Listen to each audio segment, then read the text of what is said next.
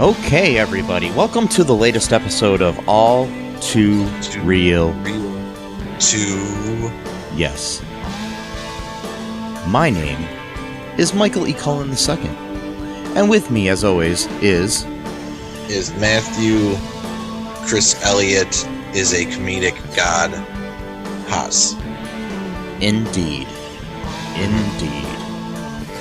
So, today on the show, we are covering a show that may or may not have been a pilot for a television series. We're examining Chris Elliott's Action Family, which premiered on Cinemax in 1986. It's very interesting.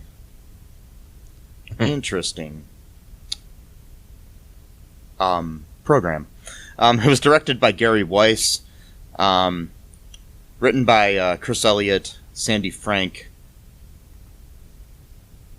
as well as Matt Wilkline. Yes. They were all writers on Late Night with David Letterman at the time, including Chris. So, yeah. Just, yeah. It's a very interesting show. It's a hybrid television show of a kind of like a 70s cop show mixed with a family sitcom. Very meta, very, I don't know, very interesting. Yeah. Featured a young Seth Green as Chris Elliott's son, Danny. Just, a little bit of trivia there. So, as we examine this here, Matt, what happened in this episode? Man, so many things happen. It's so hard to just pinpoint one thing, but it opens up with Chris wearing a wig, obviously wearing a wig. His, after the credits roll, because, by the way, the credits are kind of like, sort of like, almost like the Brady Bunch a little bit, but the song is a little bit like a different kind of show. Not like the Brady Bunch. There's they got like the sort of the windows, the tiles or whatever type of thing. And then, all these weird action sequences going on, like a plane blowing up in the, intro credits and stuff like that. And, he ends up going to his detective office, and he's talking to his friend called No Brain, which is a African American jazz musician who's got like his upright bass, and Chris gives him a quarter and tells him to go to college, and then we find out though later on that apparently they quote grew up together, even though No Brain is like 40 years older than Chris and stuff like that. Yeah. And so that's just one taste of how weird this show gets, where it's just like just almost too much in a sense, but like they know when to pull back, like just at the right moment where it just gets like a little too weird. And he No Brain, quote, his nickname or whatever, comes in and asks him if he could solve a case where all of these jazz musicians are getting murdered, and he thinks that the killer is just like specifically going after jazz musicians. And Chris, by the way, his character name is Chris, as well as the actor Chris Elliott, and he's like, well, it'll cost you $800 a day plus expenses. It's like you don't have that kind of money or whatever. And so then he leaves, and all of a sudden you hear like gunfire, and then he goes out there and finds out that No Brain was killed. And then like they do this really cool thing where it's like a bunch of echo, and he's like, No Brain, and just have all this ridiculous echo going on. And then by the way, that part's on film, okay? And then but when he goes home, it's on video. So it's like they changed it, and then like and there's all this like laugh tracks and like this show is like I only watched it twice. If I watched it like a bunch more times, I might be able to analyze it a little better. But like, there's just so many creative things going on in the show. Like at some points, like if you have the TV turned up loud enough, you can hear it. Where like you'll actually hear like voices talking in the background, like it's like members of the audience talking about the show as the show is going on. Yeah, like, they'll like repeat the joke, like, no, he said this or whatever. I'm like, that's just really, like, really creative. Like especially for 1986. I mean, nowadays we've kind of gotten used to TV being weird or whatever, but for 86, like just coming up with these really weird ideas, like having audience members talking to each other in the episode about what's going on, and like even sometimes they'll actually like they'll pretend like they heard something, they'll turn around to see like where that voice comes from. I mean, it's just really, anyway, that's all I got for now, but it was really interesting. Yeah, the basic quote unquote plot, after No Brain is killed, he goes home, you know, and we have like typical family sitcom. He takes off his wig and he has like on his coat rack like a little like head to put his wig on, like a styrofoam head, which, you know, whatever, it's weird. He gets there and, you know, he's got his kids there. They're having dinner at one point, and the two youngest kids are at the table. Seth Green is the son. His wife, who is obviously a lot older than him, which is interesting because the actress playing it, because like at the time Chris Elliott was only 26 years old when he made this, and there's no way he has these 3 kids and this wife. But you know, no way he was growing up with no brain. Anyways, his wife and kids are at the dinner table, and the wife's talking about how the oldest daughter is kind of being rebellious or whatever, and she comes to the table and she's naked. They've got like these little black bars covering her naughty bits, like you do, and I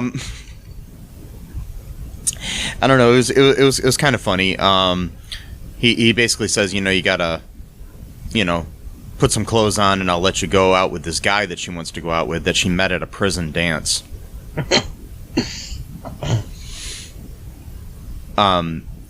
When did you talk about I'm trying to remember about when No Brain was killed, he found a feather earring. Right. Yeah. Yeah, and the guy ran away. That was killing the killer ran away, I should say, and so she puts on some clothes. The boyfriend comes to pick her up, and he's like your typical like ex-con biker type guy, and he has an earring on just like the one that Chris found on No Brain's body. Dun dun dun. So we're assuming that you know, he's the killer. Yeah. Then what happens? I'm trying to remember. Yeah, they do the music, you know, where it's like, you know, the audience is gasping, like, "Oh my god," you know, type of thing, and then I think he goes back to work the next. No, he has this weird dream where Abraham Lincoln is spanking him for some reason. Just typical Chris Elliott type humor, you know. Yeah. And then he wakes up, and then, you know, his wife's like, you know, what's wrong or whatever, and he's like, I gotta go back to work, and he puts his wig on, and then he's kind of asking, like, he's asking around, like, about the feather or whatever, and he's kind of talking to one of his detective buddies who, you know, work like at an actual police station to, you know, do a trail on this Zach guy or whatever. Don't know his last name, just know that his name is Zach. Not Zach Morris, by the way, even though Zach Morris is trash. Indeed. There. And then he's just, by the way, so they do this really cool music segments where it's like almost like a man on the street type of style. Like this episode is really jarring when you watch it, because it's like they jump back from like 3 different styles, like, and it's so like they're playing like this kind of like funk bass kind of music or whatever, as he's like asking all these people about the feather and if they've seen that guy or whatever. And then he ends up going to this hot dog stand, and he asked the guy, you know, to make him a hot dog with just ketchup. And then the guy, like, he's like a little bit older, you know, older gentleman. He's like fumbling around and getting all nervous and stuff like that. And then, you know, it takes him like a minute just to put the hot dog on the bun, but he ends up putting mustard on it instead. And Chris Elliott's like, "Oh, everything's fine. You know, it's great. You know, great looking hot dog." He's like, "Except this one problem. It's mustard on it. I don't want no stinking mustard." And he crumples up the hot dog and punches him. And it turns into then the other guy's like, "Oh, I think I can fix it for you." And then he punches him in the gut. And it just turns into like this brawl for like no reason whatsoever. Yeah, and the hot dog guy is played by Bob Elliott, who is Chris Elliott's dad. Right. So yeah, Bob, he wins the fight and he just takes off with his hot dog cart, and then Chris tries to shoot him with his gun as he's fleeing, and misses, thankfully, each time. And then what else happens? Right? He gets the right.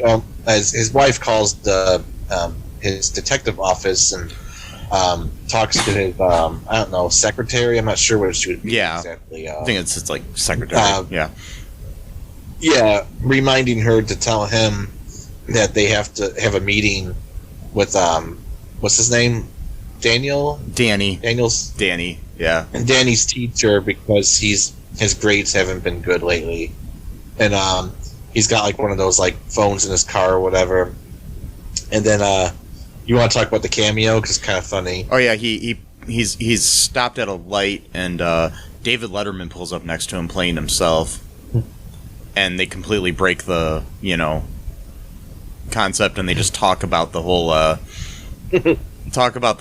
situation where, you know, what's going on in the show and everything, and it's just kind of funny. Sure. So like Letterman is basically just kind of, you know, ribbing them and saying stuff like, you know, it's just you in this in this project, so, you know, like, you're the star of it and all this other stuff, you know, and giving him a hard time like Letterman does. Yeah, so it was pretty funny cameo, and then he mentions the fact he's like something about, you know, other actors, and he's like, didn't I see your dad over there? You know.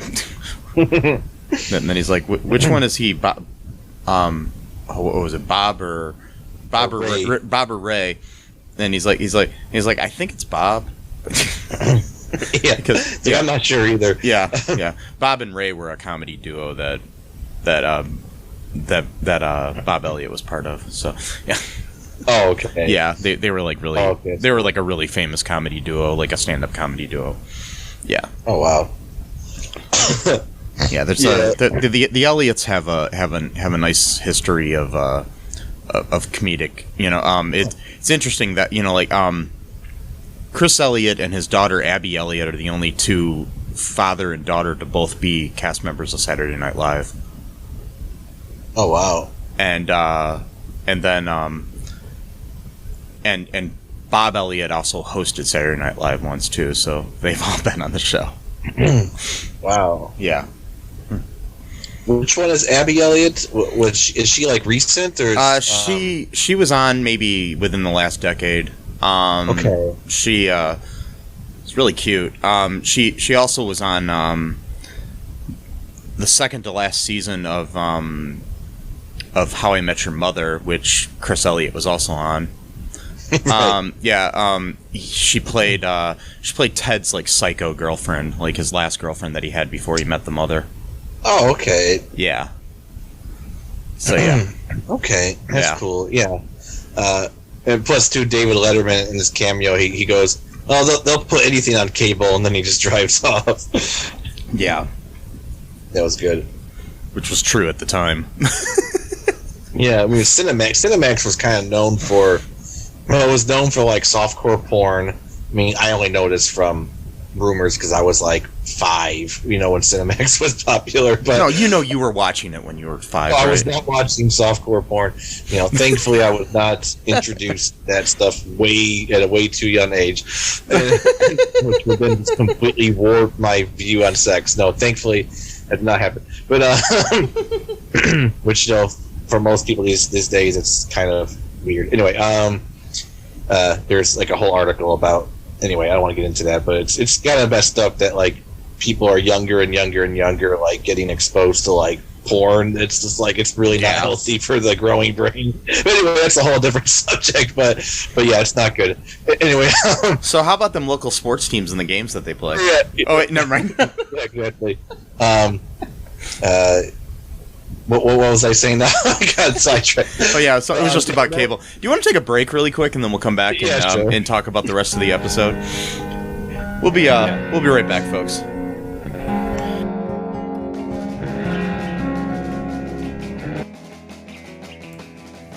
What is Gen X? What is the silent generation?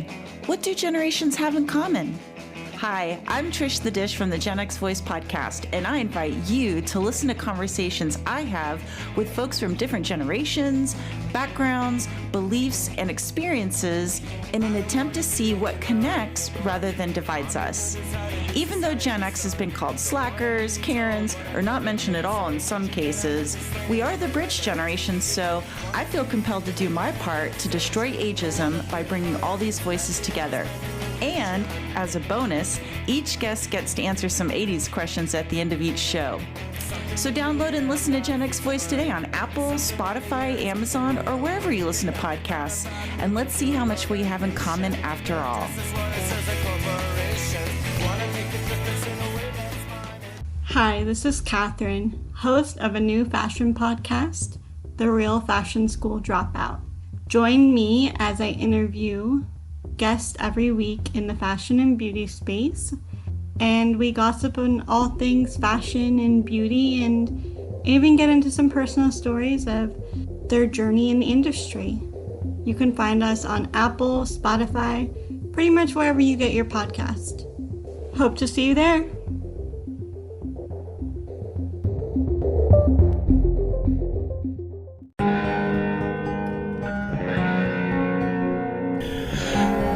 Snap back to reality. Oh, there goes gravity. Oh, sorry. Anyways, so I liked it. That was a good rhyme right there. Yeah, it was Eminem. Anyways, I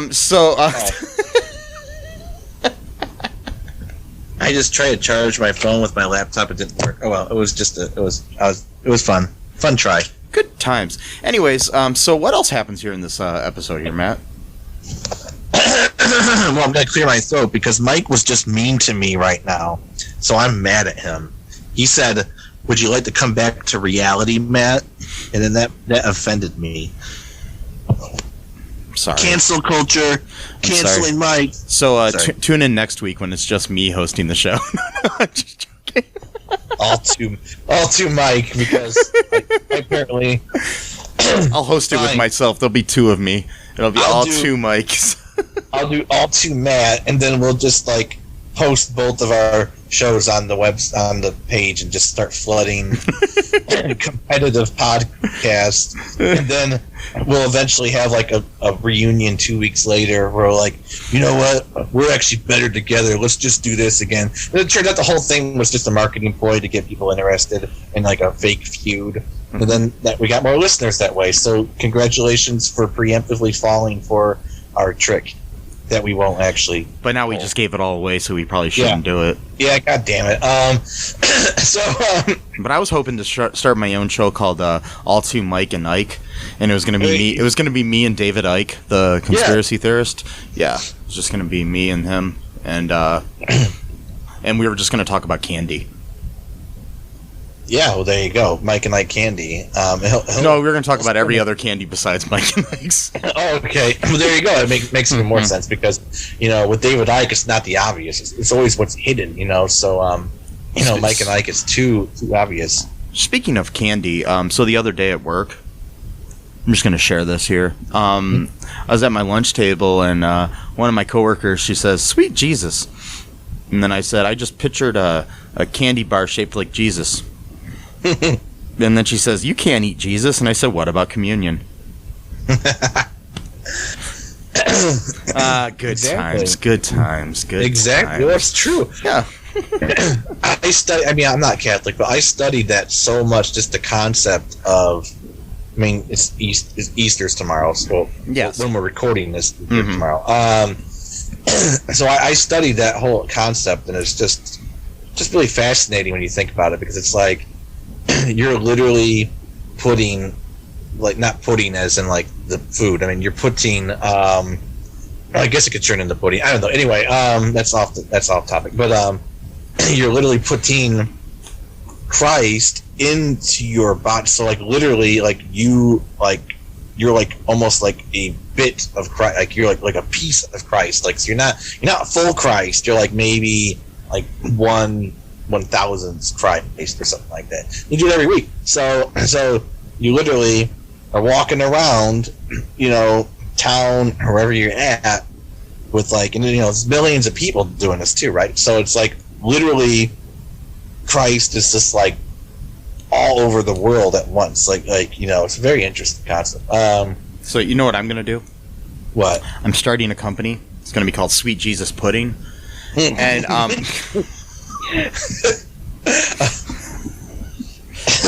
yep, it's just gonna be like chocolate pudding.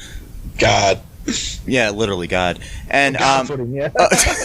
wait. That's terrible. So if I believed in hell, I'm going there. Anyway, so I apologize to all like the Eastern Orthodox and Catholic listeners yes. here. So I'm not saying it. No, there's nothing bad about that. I'm just saying. Anyways, Yeah. so back to you were brought up Catholic, so you know. yeah, back to Chris Elliott Right. in Action Family. Right, in action. I'm not sure if Chris Elliott's Catholic or his character. Anyway, Yeah. he shows up to the meeting or whatever, the school meeting. Yeah, they have a school the meeting teacher- because Danny's doing bad in school. Yeah, he's like can't understand his homework or whatever, and so he gets there, and his teacher is named Mrs. Diaz, and he's like, "You can call me Chris," and she's like, "You can call me Mrs. Diaz," and it's like, "Oh, okay," and then she's like, Danny's, a very bright. No, so like the mom is like, like I don't understand. Danny's a very bright child. I don't know why he can't understand. Then like Chris is like, let me handle this. Just says the exact same thing as his wife. So it's kind of like a play on the whole like sexism thing. Like like a woman can't, which is interesting too. 1986. So like almost got like a little bit of woke in here, like way before that was even a thing. So that's very interesting right there. And Exactly. What's that? I said exactly. Yeah. Oh yeah. And then she's like, well, this is a Spanish speaking school, and I have no doubt that he's bright, but you need to take him to an English speaking school. And they're like, oh wait a minute, what? And then I forgot, like Chris tells some really corny joke, and all of a sudden the applause just gets completely out of control, and Mrs. Diaz is like looking over like where the window is, like, and they all get up, like take a bow to like the studio audience who's apparently watching this whole thing unfold, and like someone throws like a thing of flowers at then they just return back to the scene. I'm like, this is really interesting. So weird. Yeah. It makes our humor look normal. Anyways, Yeah. and what ends up happening is we find out that it's a Spanish-speaking school, and that's why he's doing so bad, because he doesn't speak Spanish. Yep. And they find out that they got on the wrong bus. That's how he ended up at the school. Because they wouldn't notice that the wrong kid's at the school and say something to the family before then. Right, But, because Danny never would once say, by the way, they all speak Spanish all the time. Nope. No. It's very funny. So then what happens next? I'm trying to remember. Let's see. His detective buddy from the police station calls him up and says that he's been putting on a trail on that Zach guy, and that somehow he knows that both him and his daughter are at the house. So I guess he just had a guy like following him the whole time, or I don't know. And then so they rush to the house, and Zach and Melissa are making out while the younger youngest daughter is just watching them with the lights turned off and the stairs. Kind of creepy. No, she's just standing there the whole time. I know. I'm like, what the hell is going on? And then, there was also like a running gag throughout the thing a couple times. It's like, where's Grandpa? And then you hear a toilet flush. Oh yeah, that's right. When they're at dinner, the first, yeah, exactly. You never see him in the show. And then, yeah, they get inside and they turn on the lights and they're like, "Oh, what's going on? You got a lot of explaining to do, Missy." Blah blah blah. And, at first they think, she's like, "Why did you do this?" Or whatever. She's thinking that because she shaved her head, and got like a tattoo on her eye and her head now, and she's like, "You guys don't pay attention to me anymore, or whatever." And stuff like that. It's like, you didn't even notice I shaved my head. Right, and then they're like, "We gotta do something about your boyfriend or whatever." He's like, "That's a nice earring you got there." And he's like, "Oh yeah, that kind of looks like the one that you've got." And like the audience is like, "Wait, what?" And it's like, "Wait, what are you saying, Zach?" Like, "Yeah, she gave me that earring, and then she lost the other one the other day." And then like all of a sudden, this old lady who's like sitting on the couch is like, "It's obvious that Melissa is the killer." And then like the whole family's like looking around like who said that type of thing, like, yeah. And it turns out that Melissa was the killer, and then it's just like done for like comedic effect too, like, "Oh well, I only wasted those people just to get your attention," and stuff like that. And they're like, "Oh," and then it's like, why did you choose jazz musicians? And she's like, "I just chose random people." Right. It's like, "Oh well, funny how some things work themselves out and all this kind of stuff." And then like, "Well, what do we do about Zach?" And she's like, "Well, he's an ex-con, Instead, the younger daughter's like, "Hey, Dad, let's kill him." It's like, whoa, like that's really dark to have like a 6-year-old say. They shoot him and he goes flying through the front window. Yeah. He just shoots the guy like, "Please," and he's like, "I'm sorry, but like I gotta look after my family," or so. "No, this is for no brain," and shoots them. Yeah. And then what happens after that? They do something else, right? Like a music video. Oh yeah, they have at the end they sing along to a Partridge Family song. And they have like a music video where the family's dressed up like the Partridge Family singing along with this song from and yeah. It was so weird, and then that's basically how it ends. Yeah, it's just a weird. Was that the only episode? Was it like just a one-off thing? Yeah, it was a one-off. That was the only episode they ever made. Wow. Yeah, I mean, I guess it was like basically kind of considered a comedy special, a Cinemax comedy special at the time for Chris Elliott. So yeah, I don't know. It was just kind of weird. Do you want to take a break and then we can come back and talk about some like trivia and some reviews about this show? Yeah, sure. Yeah, okay, we'll be right back.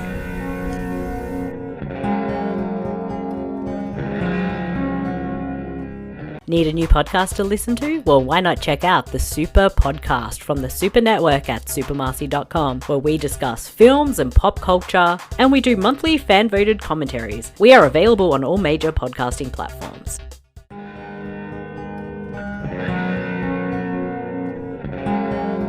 Boom, we're back. Boom. My name's Mike. This is Matt. Yep. So, okay, anyways, we're back here to talk more about Chris Elliott's Action Family. So there's not much trivia that's out there about this. I mean, this was made as a special for Cinemax. That's basically all we really know. We do know that it's influenced people like Dan Harmon when he created Community. And basically, it was way ahead of its time. I would say that, it was like basically this would be normal today. Maybe not quite normal, but pretty close. Do you want me to read the reviews that they got on the Internet Movie Database? Yeah. Okay. So there's a 9 out of 10 review here by Cortez Jagger. And this was written on December 10th of 2005. The headline is "Very, very funny if you like Chris Elliott." My roommate and I rented this on video about 10 years ago at an indie video store in Minneapolis, Minnesota. I thought this was a great early nugget showcasing Chris Elliott's annoying but hilarious persona.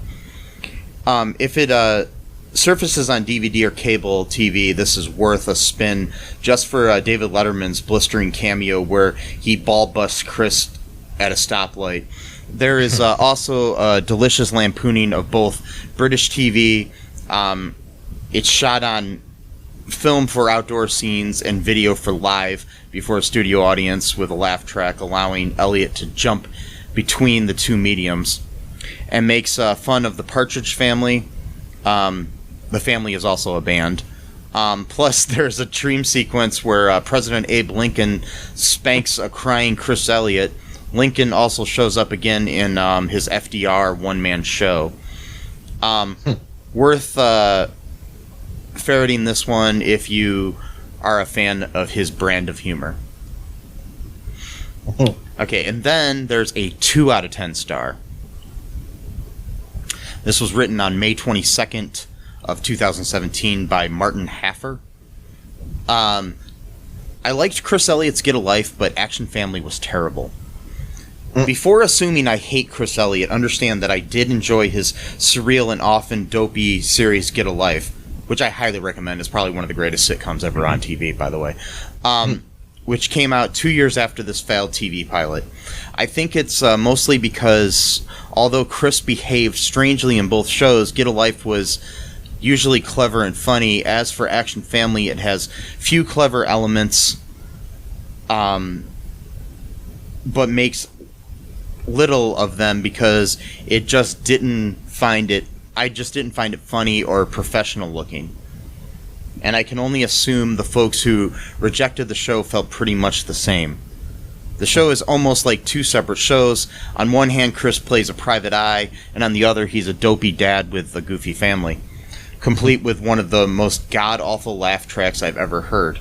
Because of this, it makes the show come off like it thinks it's really funny and clever, but it just isn't. The plot, if you care, is about a serial killer as well as Chris and the wife trying to make their awful children happy. The bottom line is that some of the weird, surreal ideas did later make their way to Get a Life, so perhaps it's good Elliott got to try and fail and learn from it. Overall, horribly unfunny and stupid. Okay, completely missed the point of it, but whatever. Yeah. I mean, like, the whole laugh track thing, it was supposed to be bad. That was the whole point. That's what they don't understand is the thing is it was a surreal comedy that was totally meant to be that way. I mean, it's... Yeah. Whatever. I don't know. Would you recommend anybody watch this, Matt?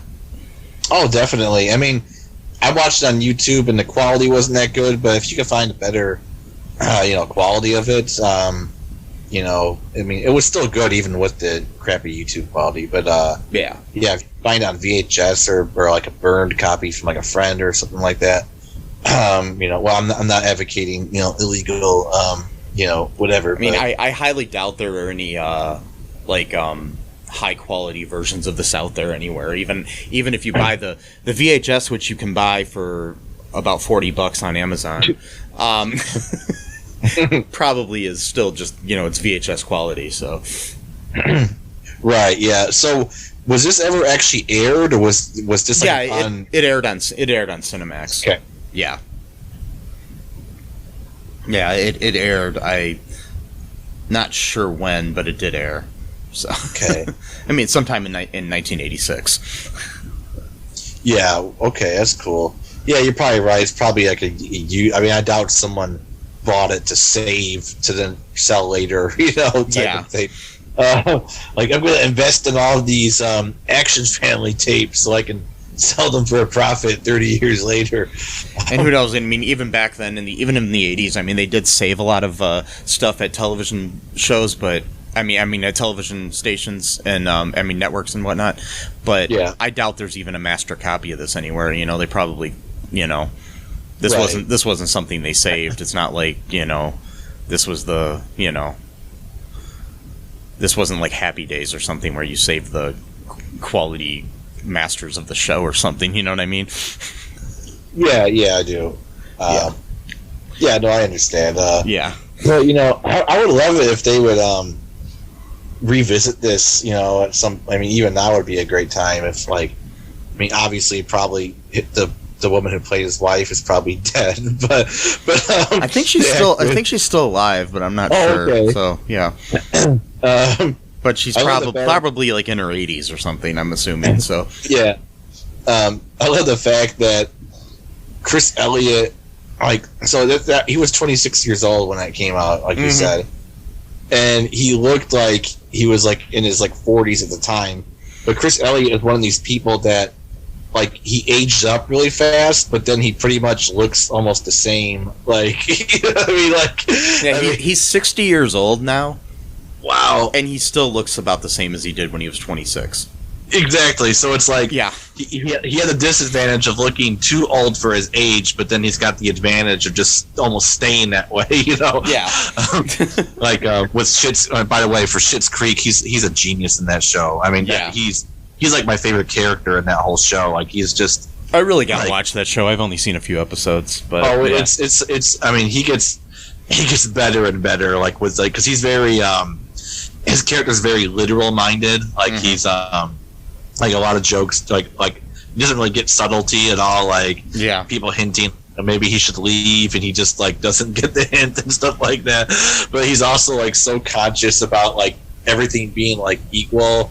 And, you know, like, you know, the dad's, like, asking if he could borrow his truck. He's like, yeah, sure. Why don't you just, you know, just fill up the gas tank and, you know, maybe fill the windshield, like, you know, fluid and all this kind of stuff. And, you know, make sure that you got the mirror exactly the way it was. And if you don't mind, you know, try to park the car back so I don't have to back out, because I always gotta creak my neck and, you know, this kind of stuff. Like, it just he's like, yeah. Chris Elliott is a comic genius. I mean, he was way ahead of his time, and he still is, I think. Yeah. So I don't know. Interesting. Yeah, but I do highly recommend you watch this on YouTube if you get a chance, if you're listening to this. If you made it this far, we kind of spoiled everything, but it's still worth watching. I'd recommend watching it before you listen to us, but hey, you already listened to us if you're this far in the episode. You can still watch it, though. Yeah. Anyways, anything else before we wrap things up here, Matt? No, I think I'm good. Okay, so make sure you check out our website. I've updated it now. It's all2real2.com. You can find everything on there, everywhere that you can listen to us. There's also links to our Patreon and our and other ways that you can give us money. Yeah.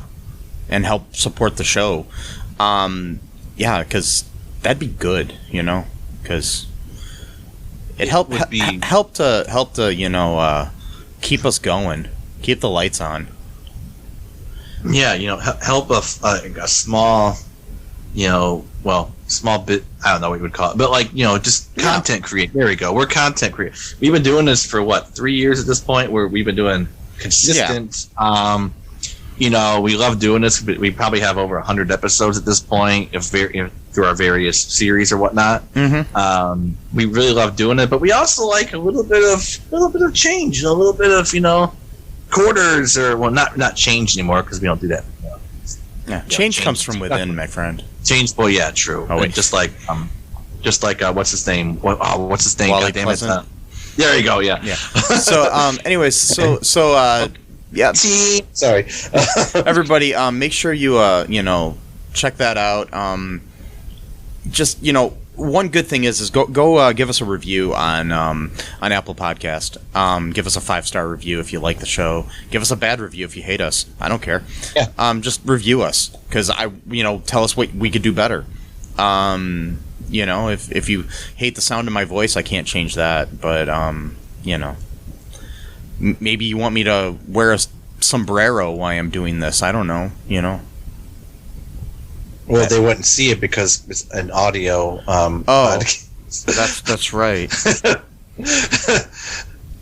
Okay, in that case, I'm wearing one right now. No, actually, I wouldn't do that. Yeah, it'd be cultural appropriation or something. Yeah. Gotta be careful. Yeah. Okay. Well, how about I tell you what. You know, if you donate money, I'll wear a Speedo while we do this. Okay, well, that's not cultural appropriation. That's just no. That's just creepy. Just don't. Yeah. Yeah. What should I wear then? You should wear. Let's see here. God, it's been like a year since I've been at your apartment. Shit, we haven't seen each other in over a year. I know. It's weird. Holy fucking shit. Sorry, that was... Fuck you, COVID. Fuck you, COVID. Okay, like, anyways. We talked a lot. Talked a lot. Yeah. I haven't actually been to... Okay, your Batman shirt. You should wear that. Okay. Yeah. I'll tell you what. Every time we record, I'll wear a Batman shirt. Okay. If you give us money, folks. Yeah. And you won't actually see him wearing the Batman shirt. You just have to take his word for it. Yes. That he's wearing it. I mean, right now, I may or may not be wearing one. I'm not. I'm wearing a... So what you'll need to do is... I'm wearing a shirt that says part Irish, all awesome. But, Okay. Yeah. So what you need to do is... you need to take a video of yourself wearing different of your shirts and have to make sure the audio's turned on, right? And then people have to train their ears to, like, tell what shirt you're wearing just by how the fabric, like... Yes. Whips around with the air. So like, oh, I know that's Batman's shirt. I can tell by how his shirt listen to this. The skin on that one. Guess what shirt I'm wearing? I can't hear anything. Okay, that's the shirt I'm wearing right there. So, yeah, right. So you're gonna have to like really, really train your ears hard to figure this out. But it's worth it. Yes. And then you'll pay us money for it. So. Yes. Yeah. Or if other things.